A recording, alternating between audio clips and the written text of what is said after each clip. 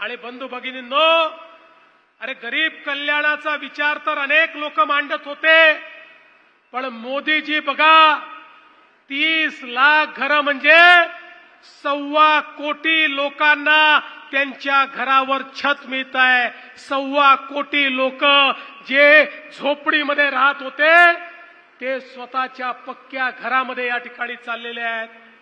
आणि म्हणून आम्ही देखील निर्णय केला, घर झालं तर ते उत्तम झालं पाहिजे, म्हणून राज्याच्या वतीनंही त्याच्यात 50,000 रुपये दिले आणि त्यासोबत हाही निर्णय घेतला, प्रधानमंत्री आवास योजनेच्या अंतर्गत ज्याला घर मिळेल त्याला जन्मभर इलेक्ट्रिसिटी फुकट मिळाली पाहिजे, म्हणून त्याला त्या ठिकाणी सोलर करता पैसे आम्ही देतो, त्याला कधीच इलेक्ट्रिसिटीचं बिल भरावं लागणार नाही।